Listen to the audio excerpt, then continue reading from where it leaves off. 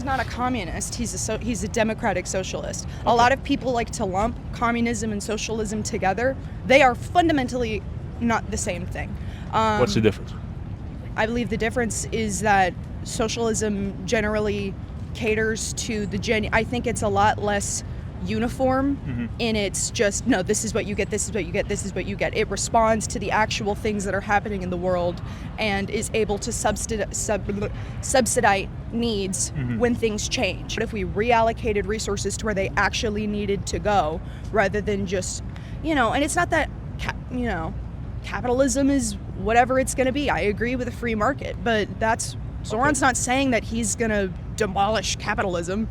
That's never been a part of his, plan. He still plans on having equitable taxes for all New Yorkers, and that's why he's changing the taxing for the 1%, because equitable taxes for all New Yorkers means you pay what you make, you pay what you're not worth. That sounds like money is the worth of a human being, which it isn't.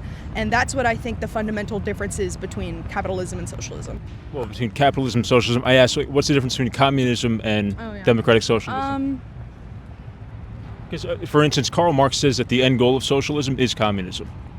And most of the communist regimes that started as socialists. Democratic socialism, isn't it? It's its own separate individual thing that prioritizes democracy. It prioritizes all of the general kind of points of freedom in this country, whatever you want to call that, I think, which is equitable to all people from all backgrounds, the American dream is supposedly being able to build yourself up. And if that's what capitalism means, great.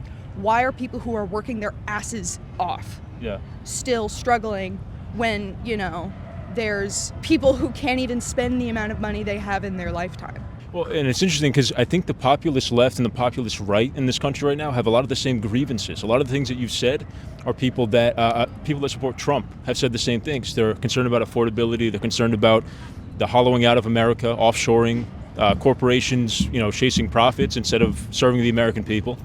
I think that's an interesting parallel. You said, how is Mamdani infringing on the free market? For instance, he's going to freeze rents for rent-controlled apartments. What do you think is going to happen to non-rent controlled apartments that are 75% of the city's apartments? Are their prices going to go up? I mean, at a certain point, if the prices go up and the building is... God, I don't know. I smoked half a joint and then you came and asked me about this conversation, and now I gotta go to work. But well, I'm sorry. I'm generally not trying to piss anybody off. I'm interested in just people's opinions. You're in the wrong part of town.